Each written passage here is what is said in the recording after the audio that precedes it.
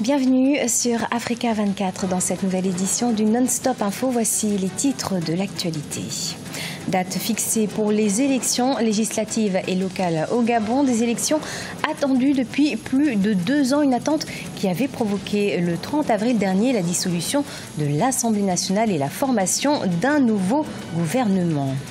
Le redressement de l'économie, un grand défi à relever pour le président zimbabwéen Emmerson Mnangagwa. Après 37 ans de gouvernance du président Robert Mugabe, l'économie du pays est au plus bas. 4 millions de personnes vivent en insécurité alimentaire et le chômage avoisine les 90%. Et puis, focus sur une décoratrice d'intérieur qui rencontre de plus en plus de succès grâce au pagne baoulé. Marie-Laure Kwame utilise ce tissu pour promouvoir une décoration made in Côte d'Ivoire.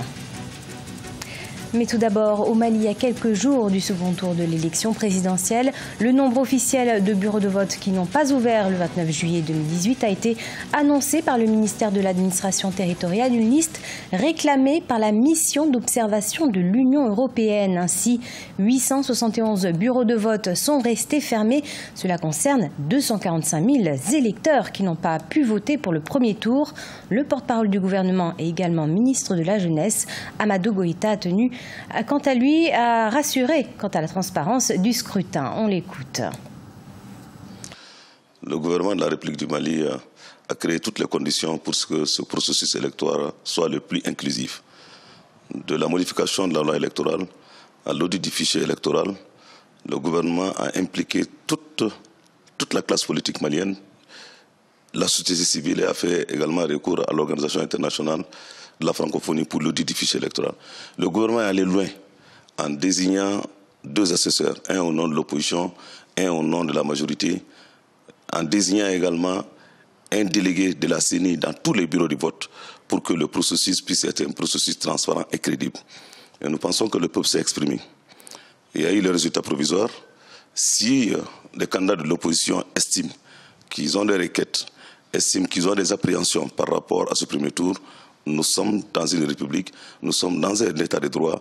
Il y a les voies et moyens pour faire valoir ces droits.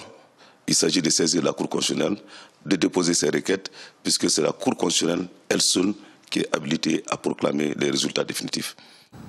Au Gabon, les élections législatives et locales se tiendront ce 6 octobre 2018. Le second tour est quant à lui programmé pour le 27 octobre. Selon le Centre gabonais des élections, des scrutins très attendus qui ont été repoussés à plusieurs reprises. On fait le point avec Zahra Mohamed Moutou.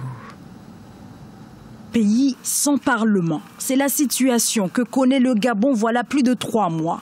Un vide institutionnel, mais les autorités ont enfin pu fixer une date pour les élections législatives et locales. 5 octobre 2018 à 24 heures, clôture la campagne électorale pour l'élection législative et locale 2018. 6 octobre 2018, de 7h à 18h. Convocation du collège électoral pour le premier tour de législative et le tour unique des élections locales. L'organisation de ces élections, surtout les législatives, cristallise depuis plusieurs mois le débat politique. Ce scrutin a été reporté à plusieurs reprises depuis décembre 2016, forçant ainsi les parlementaires à siéger alors que leur mandat est échu depuis plus de 2 ans. Une situation qui a provoqué le 30 avril la dissolution de l'Assemblée nationale. Cette décision, un véritable séisme politique, un cataclysme pour le gouvernement Izo Senghondé.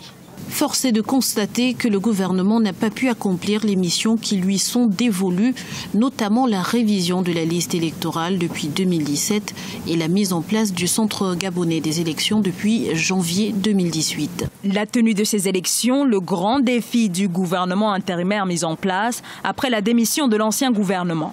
Place désormais à la campagne qui doit débuter le 25 septembre et qui doit déboucher sur un nouveau Parlement et mettre ainsi un terme à la crise institutionnelle. Élection également au Cameroun où la liste des candidats à la présidentielle est désormais connue, rendue publique par Elecam ce mardi 7 août. Elle compte en tout 9 candidats, dont Joshua aussi, Maurice Kamto et Akere Mouna. Tous feront face au président sortant Paul Biya ce mois d'octobre 2018. Reportage de notre correspondante Viviane Baoken. Le ton de la présidentielle du 7 octobre 2018 a été donné par le Conseil électoral d'Election Cameroun. 9 candidats seulement sur 28 participeront à l'élection présidentielle du 7 octobre. Un moment de joie pour les candidats qui vont expérimenter pour la première fois ce rendez-vous de la présidentielle. C'est clair aujourd'hui qu'il y a un candidat qui a 37 ans prône la paix, la preuve, la colombe. C'est clair aujourd'hui qu'il y a un candidat qui a 37 ans rassemble tous les Camerounais autour d'un idéal, fait avancer le pays. C'est la raison pour laquelle nous nous sommes tous mobilisés et nous continuons à le faire jusqu'au 7 octobre, le jour où M. Biya quittera le palais d'étudiants. D'autres candidats ont profité de cette occasion pour lancer un appel à la solidarité des 8 candidats de l'opposition. Pour ces derniers, il est maintenant question de se mettre ensemble pour une vraie coalition. Je lance un appel aux autres candidats pour que nous nous retrouvions très rapidement pour 2 choses. La première, pour que nous élaborions une stratégie de surveillance du vote. C'est un défi énorme au Cameroun. Deuxième chose, que nous procédions à une primaire interne, primaire au cours de laquelle chaque candidat prendra un bout de papier, écrira dessus le nom du candidat autre que lui, qu'il pense qu'il peut diriger la coalition. Celui qui sera choisi dirigera le pays parce que nous nous battrons pour le hisser à la présidence de la République. Il prendra un engagement devant le peuple. Il dirigera le pays pendant 5 ans, 5 années au bout desquelles il organisera une élection à 2 tours à laquelle il ne sera pas lui-même candidat. Selon le Conseil électoral, sur les 28 dossiers de candidature reçus et après désistement d'un candidat, 18 candidatures ont été rejetées pour divers motifs. Les potentiels requérants disposent donc de 2 jours pour saisir le Conseil constitutionnel. Sortir le Zimbabwe de l'impasse économique, tel est le défi du nouveau président Emmerson Mnangagwa. En gage de bonne volonté, le chef de l'État a déjà pris des engagements forts, notamment en revenant sur la loi d'indigénisation voulue par l'ex-président Robert Mugabe, qui forçait jusqu'à présent les compagnies étrangères à céder 51% de leurs capitaux à des investisseurs locaux. Explication Gladys Wamba. Un nouveau départ pour construire un nouveau Zimbabwe pour tous, c'est le défi du nouveau président Emmerson Mnangagwa, vainqueur des élections générales du 30 juillet 2018 avec 50,8% des suffrages. Son élection dès le premier tour semble lui avoir apporté légitimité et confiance sur le plan national et international. Il a été nommé et choisi par les gens. De mon côté, je peux dire que je peux lui donner une chance. Puis nous attendons de voir ce qu'il nous a promis pendant sa campagne. Est-il capable de faire ce qu'il dit ? Le nouveau chef de l'État hérite d'un pays aux véritables atouts agricoles, avec un marché local de 16 millions d'habitants, mais dans lequel près de 4 millions de personnes vivent en insécurité alimentaire. Avec de nombreuses ressources naturelles, le Zimbabwe est la 2e plus grande réserve de platine au monde. Mais le chômage y reste impressionnant, avec un taux avoisinant les 90%. Quant au chômage, c'est la configuration économique même du pays. C'est la conséquence de la configuration économique du pays, ce n'est pas la cause. En conséquence, l'élection d'un nouveau président peut donner des perspectives d'une nouvelle politique économique, mais ça ne peut pas résoudre en elle-même le problème posé. Le Zimbabwe pourrait connaître une relance économique avec une croissance estimée à 4,5% pour 2018 contre 0,5% en 2016, à condition que le nouveau gouvernement attendu dans les prochains jours s'attaque de front aux problèmes économiques et sociopolitiques qui rendent frileux bon nombre d'investisseurs. Le pagne baoulé à l'honneur avec Marie-Laure Kwame, décoratrice d'intérieur, un tissu ivoirien très prisé pour sa qualité et ses motifs colorés et éclatants. Et pour mieux le valoriser, Marie-Laure Kwame l'utilise dans la fabrication des accessoires de mode, mais également pour décorer les murs des maisons. Reportage Oliva Jacotan, notre correspondant sur place. Issue du peuple baoulé du centre du pays, Marie-Laure Kwame utilise le pagne baoulé pour promouvoir une décoration made in Côte d'Ivoire. Nous sommes dans une maison à Yopougon-Niango au nord-ouest d'Abidjan.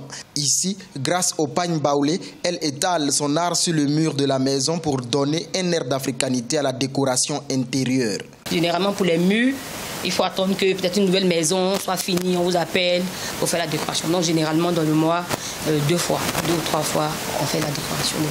En 3 ans d'activité, Marie-Laure Kwame a décoré une vingtaine de murs. Cette caissière de formation propose également à la clientèle d'autres produits comme des serviettes, des bouquets de fleurs et bien d'autres accessoires de mode grâce aux motifs africains.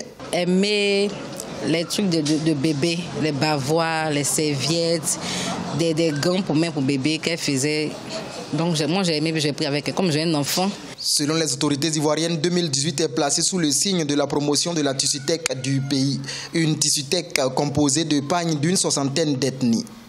C'est la fin de ce journal. Merci de nous avoir suivis. Dans quelques instants, une nouvelle édition de l'actualité sur Africa 24.